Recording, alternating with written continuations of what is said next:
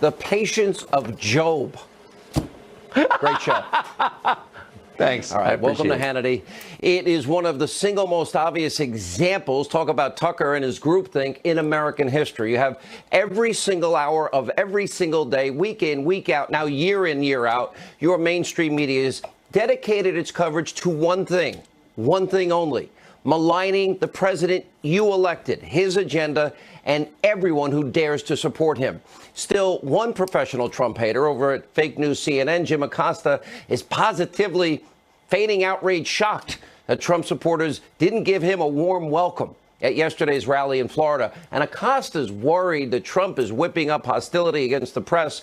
In moments, we're actually going to remind you and Acosta where all the violent rhetoric is really coming from in the country, and it's not President Trump. And also tonight, the president is once again calling out Mueller's political witch hunt. Coming up, we will uncover the special counsel's Russia illusion. We do have the very latest, day 2 of the Paul Manafort 2005 tax case. And stay tuned for a very special mini monologue. Rush Limbaugh, 30 years, groundbreaking conservative talk radio. Here's a preview. We have a special guest. Who is it? So, Rush, I just wanted to congratulate you on 30 years. This is your favorite president, and I think you are fantastic. All right, it really is impossible, and I'm going to speak as a conservative, to imagine the last 30 years without Rush. We're going to have much more on that later in the program. But first, it's time for tonight's breaking news, jam-packed, buckle your seatbelt opening monologue. All right, every night right here on this program, we show you example after example of the abusively biased coverage from the Destroy Trump media. Now, they have been predicting the end of the Trump presidency and that he wouldn't win anyway since the moment he declared his candidacy went down the escalator in 2015. Now, there have been zero in terms of objectivity, zero fairness, crisis peddling, mixed with a deranged blend of personal insults and anti-Trump bizarre conspiracy theories. It's why we call them the Destroy Trump press. Now, CNN's chief White House correspondent, Jim Acosta, he has been one of the worst offenders. And the crowds at last night's Trump rally in Tampa, Florida, well, they told him in person what they think of him and his network. Take a look. The White House has held only 3 briefings for the press this month and 8 total since the end of May. There is no other way to describe what the White House is doing these days. Wolf, top officials, including the president, are hiding from the press.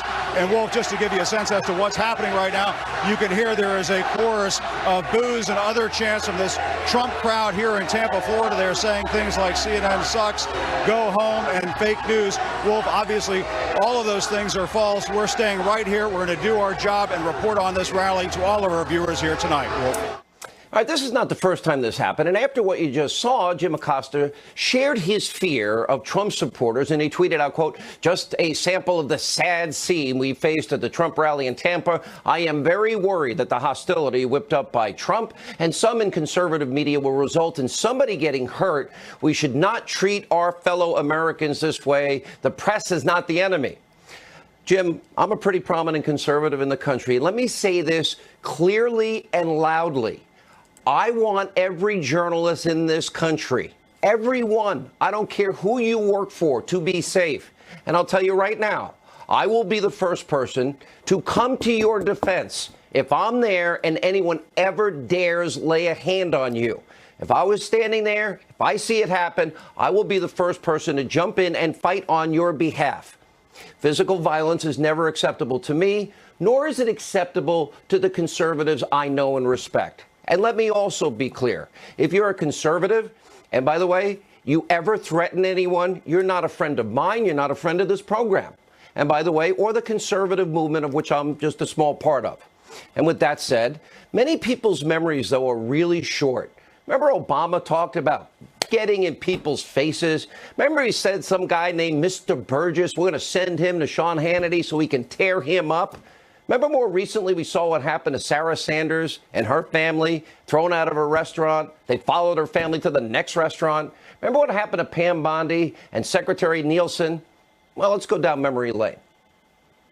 I was asked to leave a restaurant this weekend where I attempted to have dinner with my family. My husband and I politely left and went home. I was asked to leave because I work for President Trump. 3 huge guys came up and started probably an inch from my face, screaming at me every word in the book, cursing as loud as they could. Homeland Security Secretary Kirsten Nielsen is in a Mexican restaurant of all places.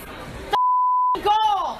Shame on you. Shame! Shame! Shame! Why are you separating families? Why did you leave my husband alone? I'm not trying to disrespect you, but why is he separating families? He's not. I'm not trying to disrespect.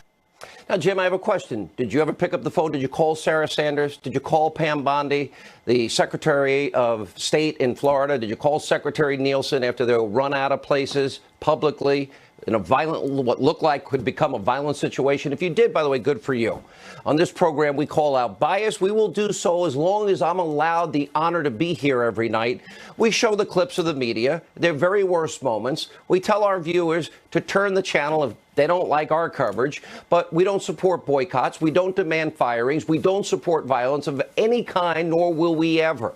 That's not inciting violence by giving an honest critique. It's called telling the truth. And just because people chant fake news doesn't mean they would support any kind of violence in any way. And of course, there's plenty of bad rhetoric on a lot of sides of the aisle. Your network in particular, others in the mainstream media, you're not exactly telling the full story about things to the American people. And I see abuse of bias every single day. You largely ignored the nasty rhetoric against Melania Trump. Many glossed over the scary rhetoric about Ivanka Trump, the president's young son, Barron, even his 4-year-old granddaughter, the president's granddaughter. And you totally seem to have forgotten the overwhelming amount of violent rhetoric against President Trump himself. What did you say during these moments? Take a look. And with this kind of inspiration, I will go and take Trump out tonight. Yes, I have thought an awful lot about blowing up the White House. When was the last time an actor assassinated a president?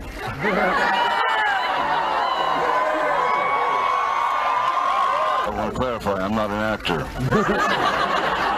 I lie for a living. However, it's been a while. And maybe it's time. How dare he say the things he does? Of course I want to punch him in the face. Right. The press always asks me, don't I wish I were debating him?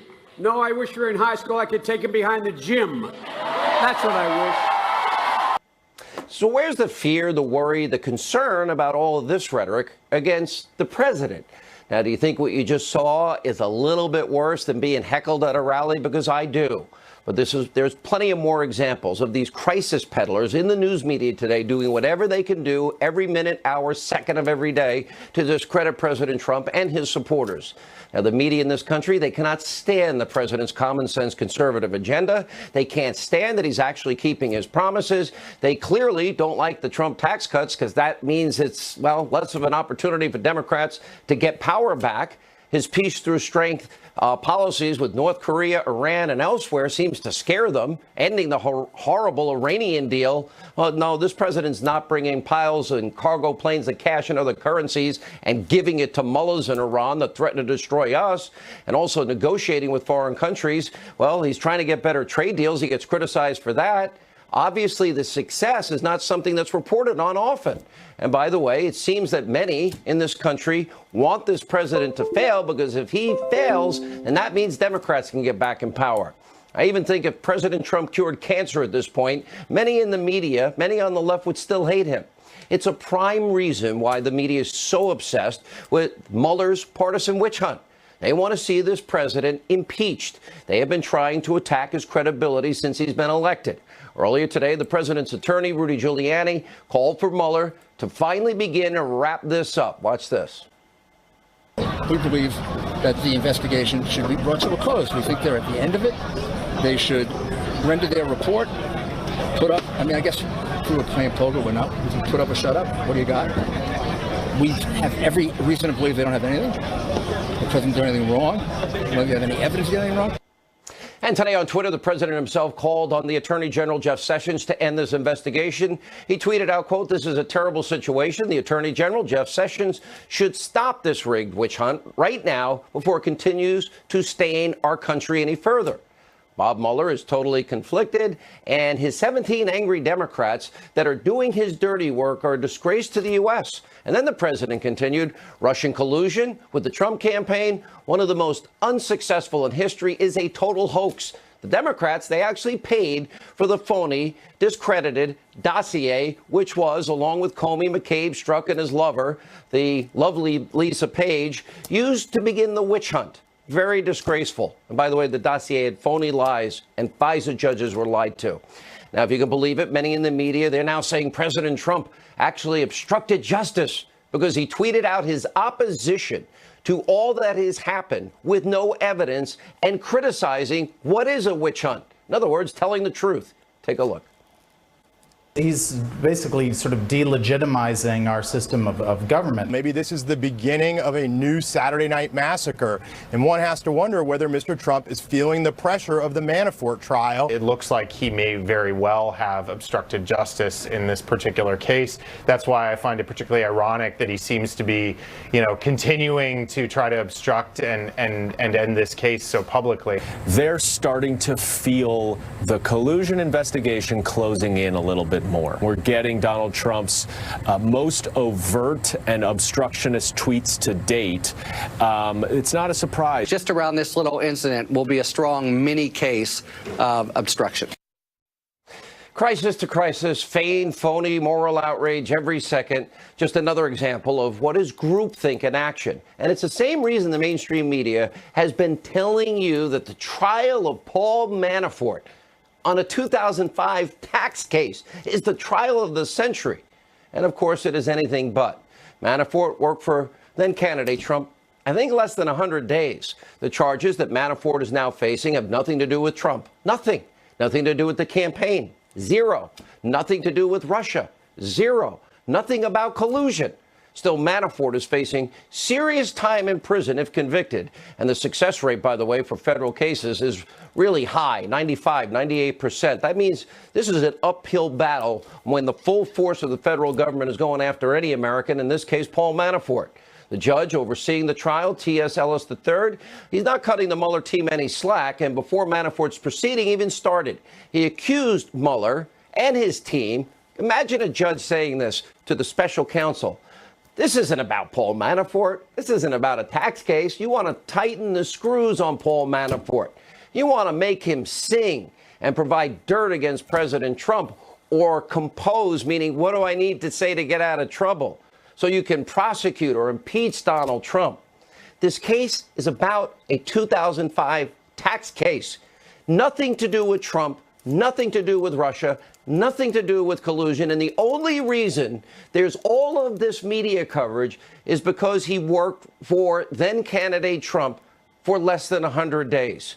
And according to a counselor inside the courtroom, Judge Ellis even interrupted Mueller's team of prosecutors in their opening statement because Paul Manafort made money in his life and was living a lavish lifestyle, telling the jury it's not a crime to be rich in America and telling them to move on. The judge also chastising the prosecution over the word oligarch. And now one more blow for the special counsel, their star witness, Rick Gates. Well, they're saying he may not testify now. By the way, what did they offer Gates? I said last night, Sammy the Bull Gravano kills 19 people, doesn't spend a day in jail because they use him to testify against what? John Gotti Sr.? And then they get him a home and the witness protection program in Arizona. Are we not beginning to have a problem with the way they work this system? I have no idea what Paul Manafort did or didn't do in 2005 to 2007. I didn't know him. But I do know that this trial is only happening because Robert Mueller is desperate to get President Trump. He wanted Manafort to sing or compose. He's desperate to find something, anything on the president. It doesn't matter, it seems, what toll this is all taking on our country. And you talk about language, you talk about the feeling of threats. Jim Acosta, you're not the only one. I had a president of the United States not that long ago telling somebody to, first get in people's faces, and then he's going to send somebody to tear me up. Did President Trump ever say this about you? I'll put Mr. Burgess up against Sean Hannity. He'll tear him up. I need you to go out and talk to your friends and talk to your neighbors. I want you to talk to them whether they're independent or whether they are Republican. I want you to argue with them and get in their face. Yeah, get in their face. That bit worse than chanting fake news? Tear up Sean Hannity? What about what Maxine Waters said? Follow him into the grocery store, wherever she said to follow people, or Cory Booker. Joining us now, author of Why We Fight, Fox News national security strategist, Dr. Sebastian Gorka, author of the brand new book, a bestseller, The Briefing, Politics, Press, and the People, former White House press secretary, had the worst job in America. Now Sarah Sanders sadly has it. Why anybody wants that job, to deal with these people every day, is beyond me. Congrats, Sean, on the book. Their memories are short, because what happened to Pam Bondi and Secretary Nielsen, what happened to Sarah Sanders, is recent. The things that have been said about the president's son are fairly recent, and his granddaughter are recent. The things said about Melania, Ivanka, and so many others that are close to the first family. I don't remember Jim Acosta as the great champion standing up for the first family or calling them. I'd love to know if he ever called them and said, I'm so sorry what you've been through. Well, Sean, look, I'm on a book tour right now, and they love playing clips about me getting heckled and intimidated. They think it's funny and amusing. So, look, I would associate my comments with your opening monologue. We have a country that allows people to express themselves freely, and that's what makes our country great. But at the same time, I agree with you. We need a free and fair press that is robust, but it should never, ever be under attack with intimidation or violence. If Jim Acosta has a problem with some of the ability of people to express themselves, he should look at his own unprofessional and disrespectful behavior, look in the mirror, and wonder whether he's part of the problem. We should never be threatening anybody with violence. But it's interesting how he's only concerned with himself and his colleagues, as opposed to the violence that has come against the right, people like myself, Sarah, Secretary Nielsen, and others. I want to go out there and have a book to talk about, to exchange ideas with people, and have a civil debate. And they don't seem to worry about that sort of intimidation and that sort of disruption. It's only when it affects him. Jim Acosta ever call you about the heckling that you received? No, he was part of it. I mean, his unprofessional and disrespectful behavior is part of the problem. The way he treated the president the other day in that Rose Garden was disgraceful. He owes the president an apology. It is not his question that he is entitled to. It is the president's to give it to him. And as much as people may not like some of the... This is important, because I've had the same experience, and every conservative I know has had the same experience. I don't come on TV and whine that I've been heckled, or people have tried to physically get to me, or that my life's been threatened, and that I've had people, literally threaten my life. It's happened more often than I care to exist. It's wrong. I think it's right. But it's not the same as chanting fake news and CNN sucks. And people have a right to freedom of speech, whether it's against Sean or me or Dr. Gorka. I'm sure you've experienced it as well. Oh, have I ever, Sean? I have to give my colleague Sean all the recognition. He was on the front line in the podium, but I was in the press briefing room. I'd sneak in, and from the back I'd watch. And Sean, Jim Acosta thinks it's his briefing room. I mean, he really thinks it's the Jim Acosta show. And it's not. It's the White House briefing room. He's got it backwards. Two metrics, just two metrics for both of you and for the viewers. Go back 20 years. Go back 40 years. And find for me when the White House press corps salivated over a Republican president. You won't find it. Listen, you won't find the hagiography. We'll take it a step further. And I said this, and I'll go back and pull the tape, many, many times when Barack Obama was president. We must keep our politicians safe. And I'm telling, look, we're the highest rated show in cable thanks to this audience. If I am there, I will be the first person in to defend anybody in the press if anyone would dare to lay a hand on them. But chanting you suck is not the same as violence. People have a right to speak in this country. It's not just the press. It's any American. No American should feel threatened to share their voice and their opinion. No American. We give you the last word, Dr. Gorka. but Republican politicians have never said harass the other party, get in their faces. It's only the left, it's only the Democrats, and they need to get a grip on their party before things get worse, Sean. Well, I challenge Jim to maybe talk to those people that threw poor Sarah Sanders out of a restaurant, and Pam Mondi and Secretary Nielsen, and he did have somebody that worked at his network that had a severed head. I know she got fired of the president that his 12-year-old son saw. So let's start with ourselves.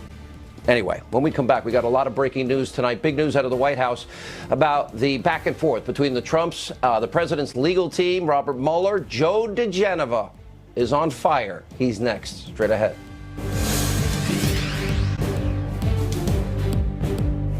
There's been a lot of back and forth today about Robert Mueller wanting to interview President Trump. Here with the very latest from the White House is our own Kristen Fisher. Kristen, what's going on? Well, Sean, for months, one of the biggest questions has been, will President Trump agree to sit down with the special counsel? We know that he's wanted to, but that his legal team has been advising him against it. And now tonight, there is even more reason for his legal team to advise him against it, because Robert Mueller is refusing to accept one of their key demands: to limit questioning during their face-to-face interview to matters of collusion. Mueller wants to open it up to obstruction of justice, among some other topics. Now, earlier in the day, the president described the ongoing investigation as a, quote, terrible situation, and Attorney General Jeff Sessions should stop this rigged witch hunt right now. Well, Democrats like Adam Schiff say the statement was an attempt to obstruct justice, hiding in plain sight. But the White House says that the president wasn't ordering his attorney general to do anything. The president is stating his opinion. He's stating it clearly, and he's certainly expressing the frustration that he has with the level of corruption that we've seen from people like Jim Comey, Peter Strzok, Andrew McCabe. Now, the president's personal attorney, Rudy Giuliani, is telling Fox News that his inclination is still to say no to an interview, but that President Trump wants him to continue talking to the special counsel. So, Sean, tonight, the negotiations about this potential interview with the special counsel continue. Sean. All right, Kristen at the White House tonight. Thank you. Joining us now with reaction, he is a former U.S. attorney for the District of Columbia, Joe DeGenova. Quick note, he has done legal work for me. He showed up at my Christmas party and he drank way too much. And I paid for the drinks. Anyway, good to see you, my friend. I am very skeptical of any concession to this team of prosecutors that Robert Mueller has put together, looking at what Judge Ellis said about what they're really doing in the Manafort case. I don't trust them. Well, there's no question that the Mueller investigation is illegitimate in the sense that Rod Rosenstein should have never appointed Mueller, who had a conflict of interest. He was interviewed for the FBI director, and the next day he was appointed special counsel. Rod Rosenstein is either a witness or a co-conspirator in the case. If there's an obstruction because of the firing of James Comey, Rosenstein should have never made the appointment. He shouldn't be involved. He approved one of the FISA warrants. And more to come on that in the next few weeks, by the way. But here's the point. The president should not be interviewed by these people. His attorneys should obviously, and I know they will, do everything they can to advise him not to do an interview. This is an illegitimate investigation. It's a perjury trap, even though the president cannot be indicted for anything.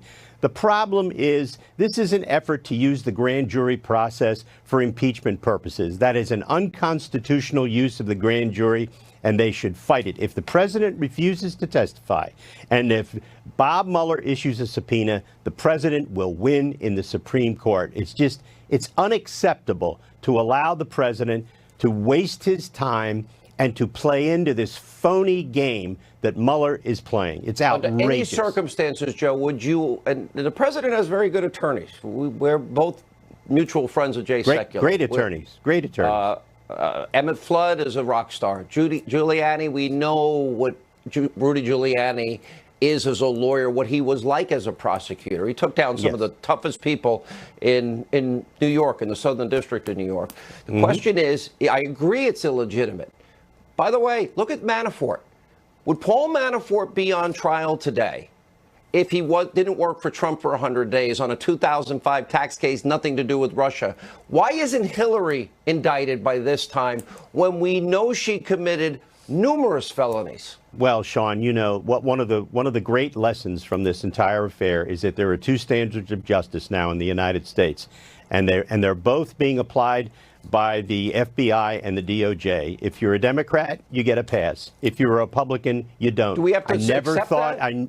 I Do never we have thought, to accept that? No, we do not. I never thought I would hear myself say those words, but I have never been more disgusted with my alma mater, the Department of Justice under Rod Rosenstein, and the FBI under Chris Wray, two incompetent, empty suits who care about one thing, their own future, their next job. And what they have done to put this country through, Rod Rosenstein has put this country through over the last 18 months. May he rot in hell for it. It's disgusting. And what you just said, that they can sit there with a straight face and say that there's no reason to reopen the Hillary case, as Jeff Sessions has said, is absolutely ludicrous and incompetent.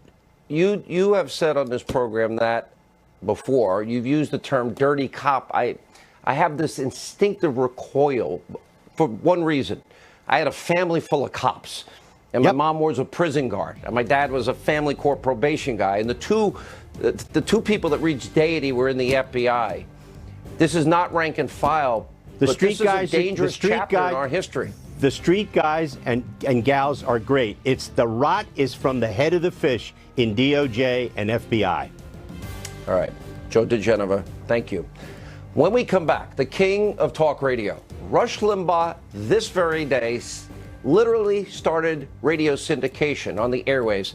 I have a mini monologue coming up, and I want to explain what would life have been like for this country without Rush on the air for 30 years. We'll explain straight ahead. In an era of online retail where All right, 30 years ago today, Americans had few options for political commentary. The news of the day, journalism was decidedly one-sided. Network news, along with the print media, they were the kings of all information in America. That all changed 30 years ago. This day, 1988, it changed forever. A man from a small town called Cape Girardeau, Missouri, kicked off a brand new national radio program. It gave a voice to the millions of conservatives in this country that have been ignored, impugned, their values diminished for so long.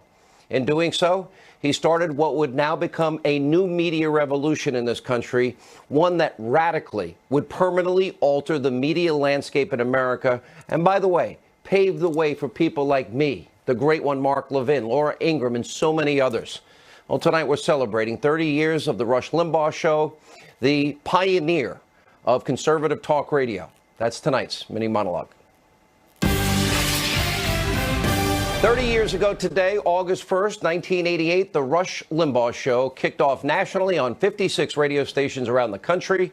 The show was radically different from anything else on the airwaves at the time. Now, for decades, all Americans, look, we were force-fed. We got our information, commentary, news from the decidedly one-sided, left-wing leaning traditional mainstream media, but with a very clear, funny, fun, refreshing, informative, conservative perspective. Well, Rush filled what was a desperately needed void in the country, and he gave voice to millions of us. Now, Rush is syndicated nationally on more than 600 of America's best radio stations, heard by more than 27 million people every week. And as it turns out, well, time flies when you're kind of like spearheading an entire movement and an entire new genre of media. Take a look. They said, well, what are you best at? And I said, probably being on the radio. Well, there's your answer. Do what you're best at, and you'll at least be happy, regardless how well you do it. So I decided to give radio one more chance. I'm sure you've all felt like you weren't going to ever amount to anything, even though you knew you were capable of it. I felt that way. The only difference between you and me is that I'm up here and you're out there. And the only reason I'm up here is because you're out there. You have rejuvenated my life, and you have made me something I never even thought I could be. And I have just one thing to say to you. A sincere and heartfelt thank you. And media was forever changed. Now, here's the question I want to throw out tonight. What would America be like without Rush? without talk radio, but without Rush on the air for the last 30 years. Without a doubt, he has now had a massive impact, decade after decade, year in and year out. The Doctor of Democracy is the single most influential voice in the early 90s, holding the corrupt Clintons accountable, playing a vital role in the historic Republican midterm resurgence. Newt Gingrich coming to power in 1994. Now, he pushed for America's tough response after 3,000 of our fellow Americans were slaughtered on 9/11 2001. He was a leading voice for the Tea Party movement in 2010. He was one of the only people that were warning against Obama's radical left-wing ideology and agenda, rightly predicting that those policies would fail. And recently, he has been a steadfast, powerful voice for what is the working Trump agenda, the conservative agenda. And you see the dividends every day. Take a look. Donald Trump is like anybody else would be. He won the presidency. He won the presidency against all odds. He resents deeply this idea that anybody helped him, particularly the Russians.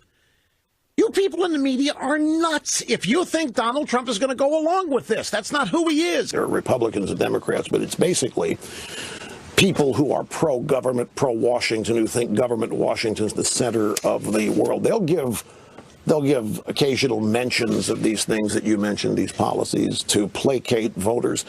But going back to an original question you had here, they don't want Trump to succeed. On today, the 30th anniversary of his syndication, well, he got a call from a pretty special surprise guest. Let's listen in. Rush, I just wanted to congratulate you on 30 years. This is your favorite president, and I think you are fantastic. And I heard about it, and today is the big day, 30 years. I wanted to call personally and congratulate you. I am floored. I thought there was nothing anybody could do to surprise me today. I've been preparing for anything. Mr. President, you're a very special man, Rush, and you have people that love you. I'm one of them. But you're a very, very special guy. What you do for this country, people have no idea how important your voice is. So I just wanted to personally make this one, and I said I'll even dial the number myself if I have to. But I just want to congratulate you. 30 years in that tough business is incredible. And you're stronger now than ever before. Well, I thank you so much. It's such a thrill to hear from you. My friend Neil Bortz, also a talk show, once referred to Rush as the Babe Ruth of talk radio. He was right. And during his call with Rush today, the president also brought up how often I call him the dean of talk radio. Watch this. You know, people don't realize what a great achievement 30 years is, and that cutthroat business that you happen to be in. You know, you might not find that because you're so good at what you do, but it is a cutthroat business. And for you to do this for 30 years is truly an amazing accomplishment, and there's no voice like it. And even your friend Hannity agrees with that. He said, there's nobody like this man. So I said, oh, gee, I guess I thought you two would be competitive. He said, nope, he's the dean. No way. He called you the dean. No way. It was a guest host. He guest hosted for me when we first started. No, he's great, and he's a tremendous fan of yours. They all are. Everybody is.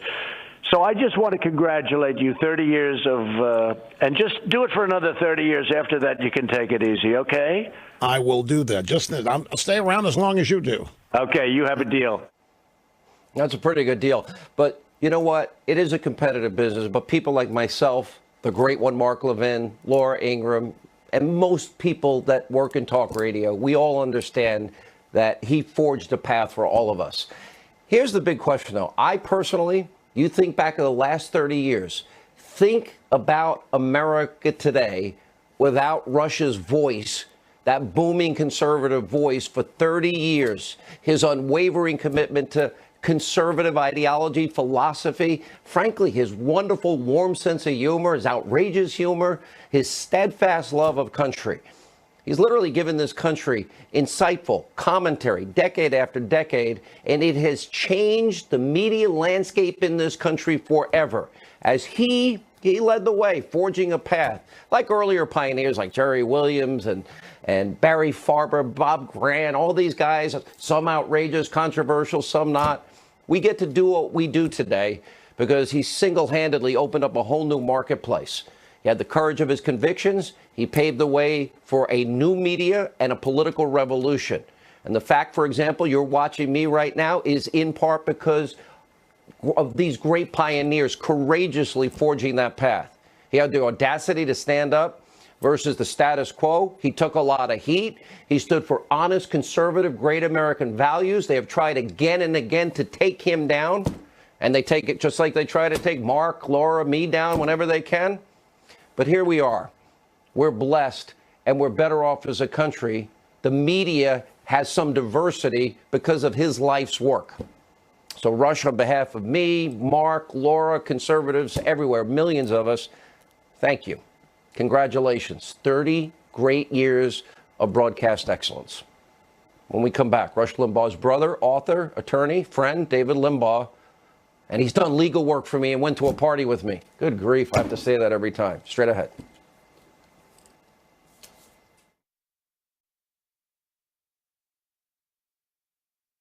To my mini monologue tonight, it's Rush's brother, author, columnist, David Limbaugh. Mr. Limbaugh, sir, you were there for the whole time. Your brother took a lot of along the way. It's not easy when you're, I think he shocked the country when he first came on the air, maybe similar to the iconoclastic nature of Trump in a way, and the reaction, the feigned outrage, the daily rush. It's not easy to take all that incoming. You know, Rush has been the tip of the spear, and he's paved the way for conservatives. He mainstreamed conservative thought in America and was finally the answer to the liberal media monolith. And so what I think he did is validated millions of conservatives who are sitting out in America listening to their radios and TV shows and never having their opinions articulated. And they were so frustrated and wondering, are they odd? They talk to people at the store, they talk to people in their walk of life who are the same as they are, but they don't hear any of these ideas being articulated in the national media. Finally, Rush broke through and gave them a voice. And you mentioned, you asked how America would have been different had he not burst on the scene. I shudder to think what would have happened by now with the avalanche of media propaganda, liberal propaganda in the universities and in the culture. Rush has answered it back, and he's given the voice to the rest of us. It's been a wonderful thing. Look, you would know more than I would. It had to be hard at times because I see it. Anyone in this business now, me, Laura, Mark, Rush, anybody, there is an industry where millions of dollars are being spent monitoring all of us in the hopes that we say one word, one phrase, one sentence to get us fired and attack our advertisers, get us off the air. Whatever happened to the left believing in freedom of speech and expression and thought? Is it that they're that intimidated? Well, they don't believe in it. They haven't ever believed in it. They mouth these ideas about tolerance and wanting us to get along in kumbaya harmony. But the truth is, when they hear someone disagreeing with them, especially someone articulate and popular and has a sense of humor and has the audacity to lampoon them in a national medium, they couldn't take it. And so they want to shut him down. And they've funded these organizations dedicated to destroying him and making things up about him. And now these same kinds of outfits have gone after you. Millions of dollars. And they make things up, they exaggerate, they take things out of context, and Rush has had to single-handedly fight back these people as he has paved the way for thousands, literally thousands of other people who have been generated from his example. You are one of them, as you have said, and he has shown the way. But in the beginning, it was lonely. He was out there and he was on talk radio, and no one was there to defend him. No one was there to fund his defense of himself. But he has truly inspired so many people to speak up and to get in this medium, and it's really been a wonderful thing. Interesting side note. Thank you, David, for joining us. When he started in '88, there were like 200 talk radio stations in the country. Now there are thousands, and it's the #1 format in radio. Amazing. Thanks for being with us. All right, joining us now, more reaction to our other top stories. Mueller's witch hunt, the New York Times. Now, I feel sorry for Judge Jeanine because I'm friends with you, and last week she was #1 on the New York Times bestseller list. This week it's you, and she's illicit scheme to clear Hillary Clinton framed Donald Trump, now officially a #1 New York Times bestseller. Greg Jarrett, many congratulations. Thank Sarah you. Carter. Let's go to the Manafort trial today, and you're both following it very closely, which wouldn't be happening, has nothing to do with Russia if this poor guy didn't work for Trump for 100 days?